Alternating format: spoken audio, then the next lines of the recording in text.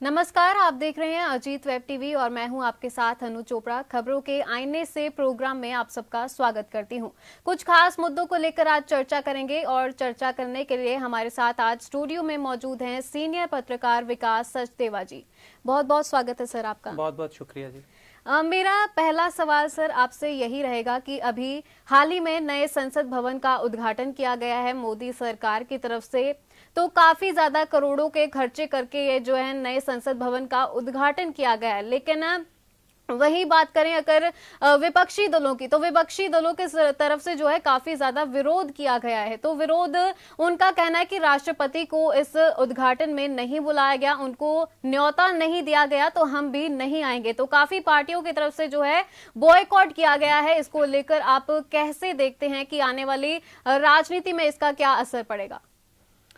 ऐसा है अनु जी कि संसद भवन जो नया बना है जी, निस्संदेह बिना शर्त के हम ये बात कह सकते हैं कि पुराना संसद भवन अंग्रेजों के जमाने का बना हुआ था जी। उसमें अब काफी दिक्कतें भी आनी शुरू हो गई थी, या किसी भी तरह से वहां पर जो सुविधाएं, आधुनिक सुविधाएं वहां पर पूरी तरह से नहीं थी। हालांकि उसको सुसज्जित किया गया था उस तरीके से, लेकिन फिर भी कई तरह से कुछ प्रॉब्लम्स थी। तो मोदी सरकार ने ये एक इनिशिएटिव लिया, बनाया एक नया संसद भवन। लेकिन संसद भवन जो है, एक संसद जो है लोकसभा और राज्यसभा, संसद का मतलब है कि जब संसद का एक संयुक्त सत्र होता है, बजट सत्र होता है, तो उसका जो स्टार्ट होता है, शुभारंभ होता है, वो राष्ट्रपति के अभिभाषण से होता है। जी। राष्ट्रपति जो हैं वो दोनों सदनों के सर्वोच्च हैं। जी बिल्कुल। तो विपक्ष का जो कहना था, जैसे कि आपने अभी कहा कि विपक्षी दलों ने जो कहा है, विपक्ष का ये मानना था कि मोदी सरकार में प्रधानमंत्री मोदी को उसका उद्घाटन नहीं करना चाहिए, जबकि राष्ट्रपति जो हैं वो दोनों सदनों के सर्वोच्च हैं, उनको जो शुभारंभ, उसका उद्घाटन करने के लिए राष्ट्रपति को बुलाना चाहिए। इसी के विरोध के चलते जो विपक्षी दल हैं, 19 विपक्षी दल, मुख्य विपक्षी दल हैं, जिसमें कांग्रेस भी रही, तृणमूल कांग्रेस भी रही, नीतीश कुमार की पार्टी भी रही, और काफी पार्टियां इसमें शामिल थी। 19 विपक्षी दलों ने इसका बायकॉट किया, बहिष्कार किया, और वो उस समागम में शामिल नहीं हुए। लेकिन उसका देखिए उद्घाटन किया तो नरेंद्र मोदी जी ने ही किया, प्रधानमंत्री ने। लेकिन अगर राष्ट्रपति से उसका उद्घाटन करवाया जाता तो शायद उस समारोह की गरिमा जो है वो शायद कुछ और होती, शायद उस समारोह का एक जो अलग ही अंदाज होता और लंबे समय तक उसको याद भी रखा जाता। अब विपक्ष का जो आरोप है, विपक्ष ये कहना चाहता है कि प्रधानमंत्री मोदी जो हैं वो सिर्फ उसको अपना ही एक शो बनाना चाहते थे, इसीलिए उन्होंने खुद उसका उद्घाटन किया। उन्होंने खुद उसका उद्घाटन करके अपना नाम की वहां पर एक वो पट्टिका लगवाई कि नरेंद्र मोदी ने इस तारीख को, इस वार को, रविवार 28 मई को 2023 में इसका उद्घाटन किया। और जब तक वो संसद भवन रहेगा, आने वाली कितनी भी सरकारें आए, वो पट्टिका वहां पर लगी रहेगी। तो शायद खुद को अमर करने के लिए नरेंद्र मोदी जी ने शायद ये किया। जो विपक्ष का आरोप है, मैं वही कह रहा हूं कि जो विपक्ष कहना चाहता है। लेकिन जिस तरीके से विरोध हुआ या जिस तरीके से ये समारोह हुआ, बीच में कुछ विपक्षी दल आए भी, लेकिन वो छोटे विपक्षी दल, क्षेत्रीय विपक्षी दल, जिनको हम रीजनल पार्टीज कहते हैं।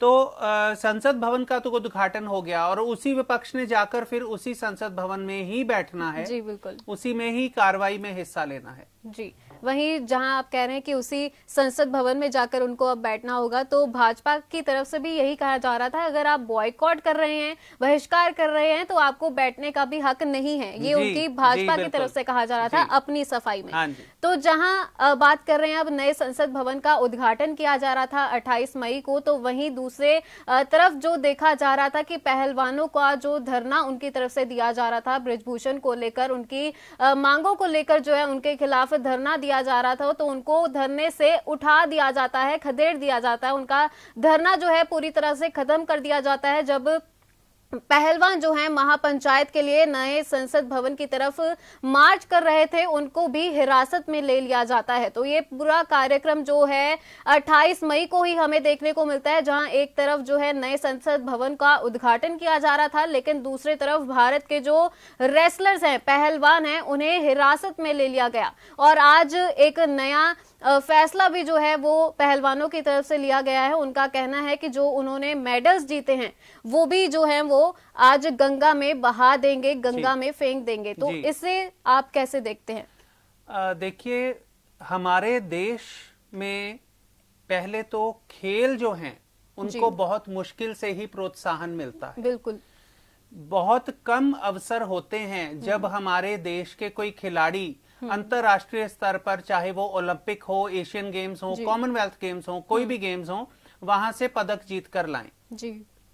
जब वो पदक जीत कर लाते हैं, हमारे देश में पहुंचते हैं, तो बहुत ही उनका भव्य स्वागत किया जाता है।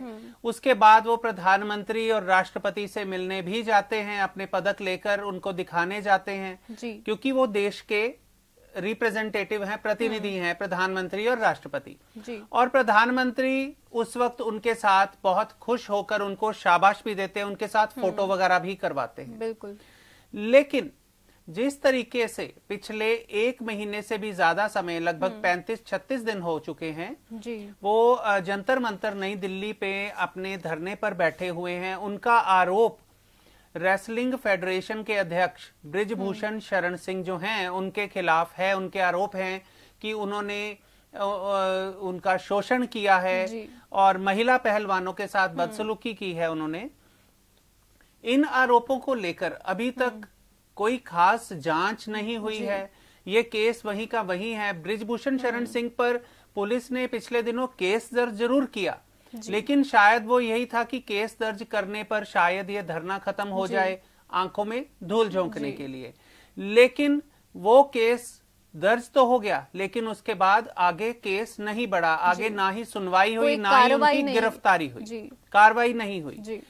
अब नई संसद का जब उद्घाटन था तो उसके सामने ही पहलवानों ने महिला सम्मान महापंचायत रखी थी, लेकिन पुलिस की ओर से उनको वहां पर जाने से मनाही कर दी गई थी।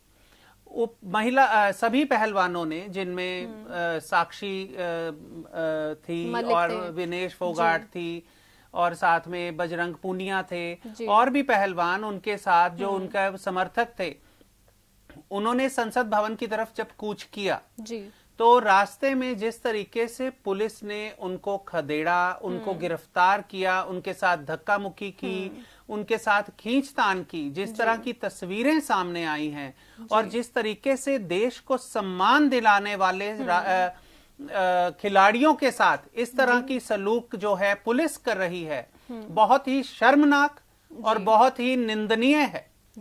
इसको मैं तो कहूंगा कि इस तरह की कार्रवाई अगर दोबारा कभी इतिहास में ना हो तो इसके लिए जितने भी पुलिस वाले और उस कार्रवाई को ऑर्डर देने वाले सभी पुलिस वालों को तत्काल बर्खास्त कर दिया जाना चाहिए।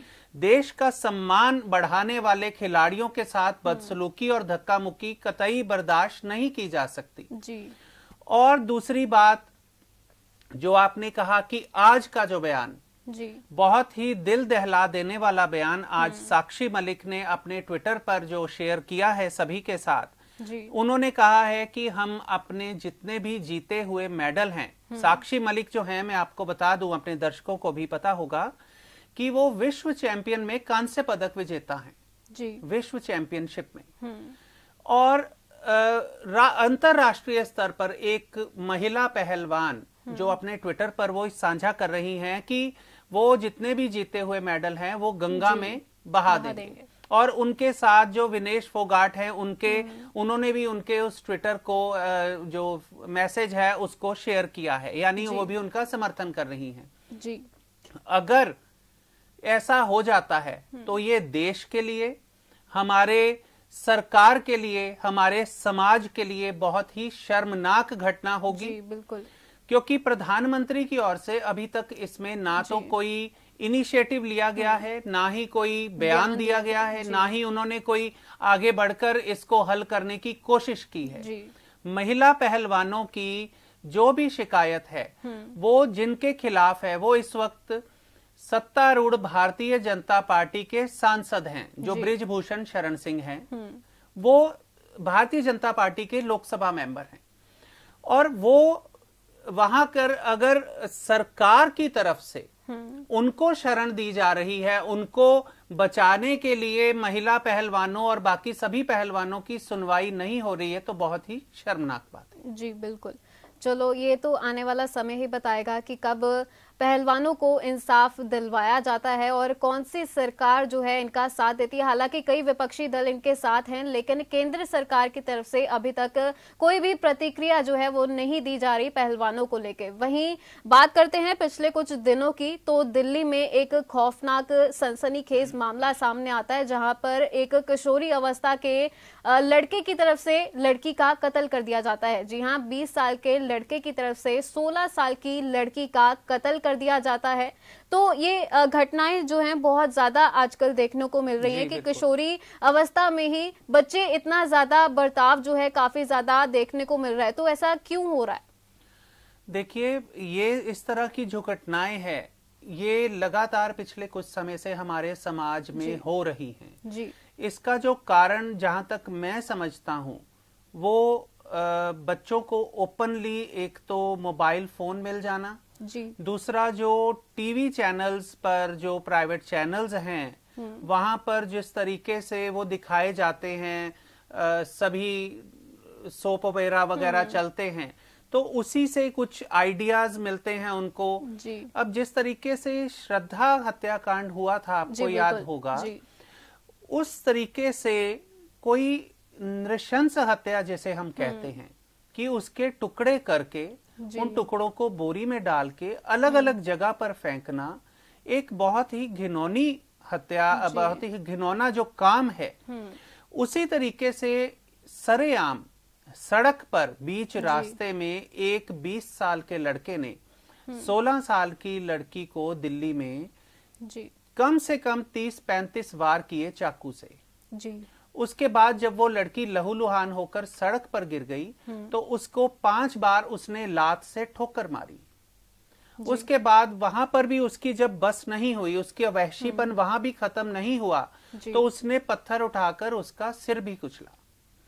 आप ये देखिए कि इस तरह का वहशीपन हमारे समाज में आता कहां से? जी।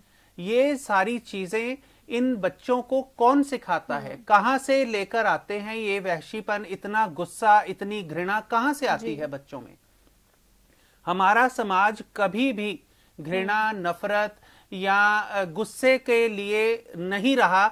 हमारा समाज, हमारे सभी जो धर्म हैं वो हमें प्रेम और भाईचारा सिखाते हैं। हमेशा उन्होंने प्रेम का संदेश दिया है। लेकिन इस तरह के जो समाज में आने वाली जो एक ट्रेंड बनता जा रहा है, एक पुनरावृत्ति होती जा रही है समाज में, वो बहुत ही चिंतनीय बात है, बहुत ही चिंता का विषय है।